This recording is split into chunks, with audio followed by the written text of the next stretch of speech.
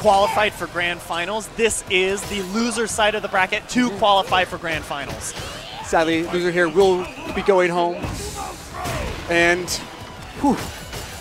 And we saw Hoodaman have a much better grasp on the matchup that he did in the previous week, sending El Cubano Loco, I believe it was 2-0, down into the loser's side.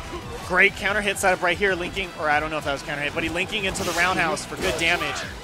And a great anti-air. Oh yeah, Hoodaman did sell El Cubano Loco to losers with it earlier. And like we said, contrasting last week, so full punish. Don't count El Cubano Loco out. He knows this matchup very well. Exactly. You go either way. Okay, jumping jab to get the reset there. That I like was how he crazy dashed stuff. out of the jump forward from Honda. It's such a great pressure tool against charge characters. Oh my god. Hoodaman making such a comeback. Oh, that looks bad. Got him. Wow. And by bad, I meant bad for Hoodaman.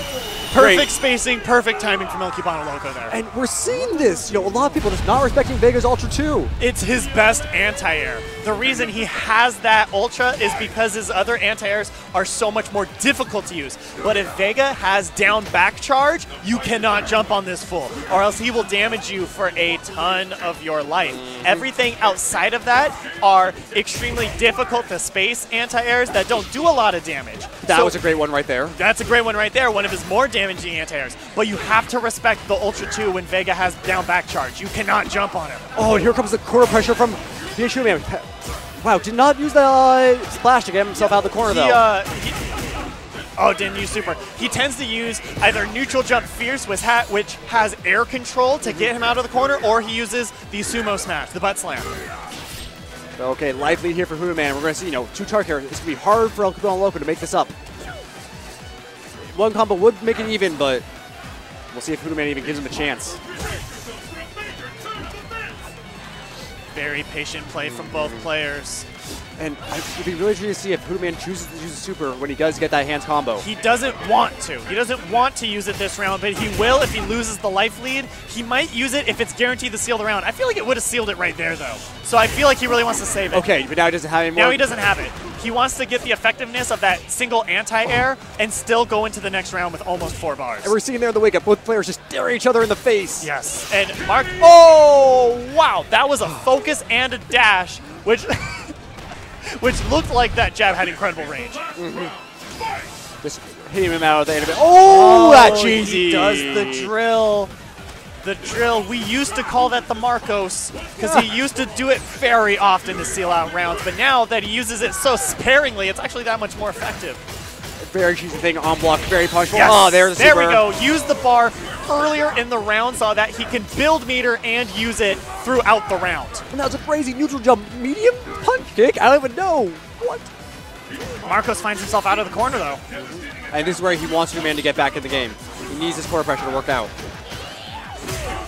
Safe stuff on the roll. And good anti-air. Now that Honda has a bar, oh, he goes right for the throw. The frame trap game is more scary for Vega. Without meter, Honda has to just block, block, block. But now he has at least one option. And that's the hard thing about Vega. His counter. Oh! Very nice from Hoodaman. All headbutts break focus naturally. And he had great awareness to keep his charge. Saw that Marcos jumped immediately after. Took him out of the air. Exactly. The panic jump. It's like, oh crap, I got hit. I need to get in. Nope, still up charge. EX headbutt, anti-air. And you know, we see Marcus here thinking it through, taking his time with his matchup. You know, chronologizing everything that happened, taking the data in, going to use it for next time. And look at the score, just the tournament score. 10-10 since we've reset the score. Everyone who's played here, it's all been extremely even matchups, player-wise. Yep, that was a good spacing from El Cubano Loco. He was most likely just -1 at that spacing on the heel. Exactly. If it's too close, it gets to about -4. All right, he's going to get out of dodge, though. Hoodaman didn't have charge to punish it. I don't know, I mean, even if you land after the jump there. You don't have it because when he jumped and he started the Ultra, Hoodaman was still in front of him. So the crossover, that's when he lost his charge. Oh, great anti-air from El Cubano Loco. We're seeing him slowly walk Hoodaman to the corner. Oh. I like it. I like it. He checks Vega with the jab just to make sure that he's in Ocho range. Goes for the Ocho. Puts up the wall of hands. Great whiff punish.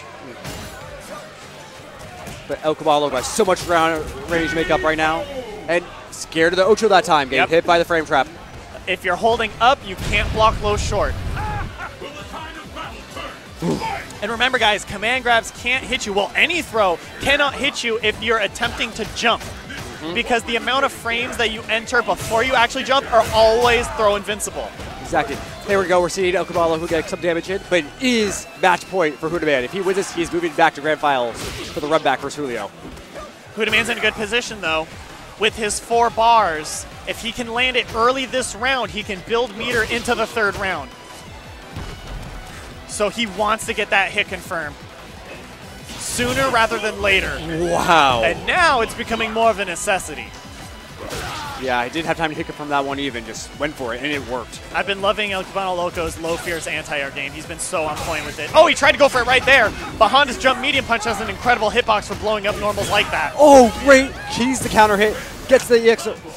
Oh, sorry. Yes, moving forward. Everything's going so fast right now. El Cubano Loco in a great lead. Gets the double hitting roundhouse to seal out that round. Good with punish. Amazing. Taking the round, staying in this. But Hoodaman, once again, has that full stick of butter. Oh, no. He wanted to use it. If he got that chance to use it immediately, he would. Now, maybe not. But the life lead he would get from it would be incredible. I think he's still going to use that super if he gets it. Well, because of the life lead he has, it doesn't buy him an even game. It buys him an almost win. Exactly. That hand pressure is so strong. At this point, this is such a devastating position to be in as Vega, as El Cubano Loco, when you have to worry about the jab turning into a super. One of the most damaging supers in the game. Great. Like I said, it goes way further forward than you think it does. Exactly. And you use it for the very tip to hit them with it. Use it for the very tip since you don't have invincibility to work with the EX flash kick.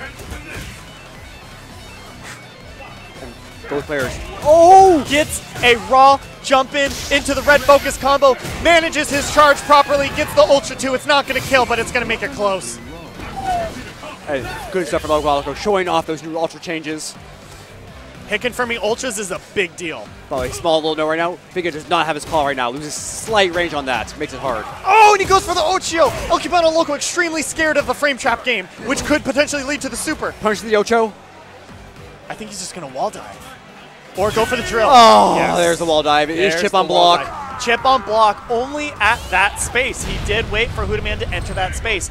And in that position, Honda was kind of screwed because he had to walk forward to actually be any sort of a threat. Like, El Cubano Loco would have timed out the round. But then when you walk forward, you lose charge. When you walk forward, not only do you lose charge, but you enter the range where that wall dive is going to chip you. And the way that you react to that wall dive is the EX headbutt. You can't headbutt if you don't have charge. But you can't headbutt if you don't have charge. Extremely well played from Marcos. It's very similar to when Guile gets into that position. It's like, hey, man, I got EX flash kick. You can't be anywhere near me. Very well played. A very chess-like mind game there. El Cubano Loco got everything he wanted and then sat down. It's been really overall smart stuff. And we're just seeing the patient game starting right from the start. Both players very willing, they don't want to give the huge life lead. As soon as they give the life lead to the other player, it's going to be hard to come back from. And missing the hit confirm there, sadly. Got a jab into hands. I wonder if that was a trip guard. I think it was a punish there. Good stuff, though. Strong position from Hoodaman. Ooh, the car throw. Okay, getting something started. Great car throw. There's such a bravery there to get that car throw. Oh, and a great cross-up setup, but wonderful blocks and a wonderful punish. And we've been seeing a lot of respect on the knockdown from both players. Just respecting the other player's wake-up. Yes, we have. Yeah, now that you mention it. Oh, whoa. That was not the punish he wanted. Obviously, he didn't want to burn that extra bar with the EX Ocho. I think he wanted, like, EX hands, maybe. Exactly. And I think... Oh! He needed that hit confirm so badly to get back in this round. This is still a very advantageous position for Honda. Even with the corner pressure from El Cubano Loco, just the life lead is very... With the life that Marcos has left, it's pretty much any hit kill. That should have been a headbutt. I don't know why it didn't happen. That was an extremely ballsy jump. That could have been the end. Counter hit and everything. Counter hit and everything. 5 seconds. There we go. And now sit back. At that point, you take your right hand off of the stick, because Hoodaman had enough life to survive 2 throws. Exactly. At that point, you should do the Ultra just to do the That's timer true. scam. At 3 seconds, I believe, is when you use Honda's Ultra for the timer scam. But it doesn't matter. He won. Made it work. Yeah, very solid play from Hoodaman right there. Okay. Great Good. cosmic heal. Great punish. Okay. Close Ooh. Fierce blows up the Sumo Smash on the second hit. I actually didn't know that. Oh! And there's that reaction we talked about, and he does get the Azuna drop right before landing on the ground. Oh, jump back Fierce, because he's been doing that. Jump, jump. After getting jump, another jump. And that is a reaction. That is a reaction Fierce. And he could be buffering super behind that. Yes, the Fierce and the super, extreme amount of damage, and because of the slow startup of the Fierce, you can hit confirm it visually. But at this point in time, I think he's probably saving the super for the next round. Yes, I don't think he wants to burn it unless it's gonna kill, because it's very high risk to burn it right now. Oh. It's okay to use a single bar. He's gonna build that back. Because he's just gonna build it back in the next round. Or he almost has it back. And if he does start doing well, he will have super by the end of the round. Oh, now he can confirm it. He could go for it. No, hands super. He's got it. That's not enough. God. Marcos is still alive in the corner. He goes for the low short. Short jab.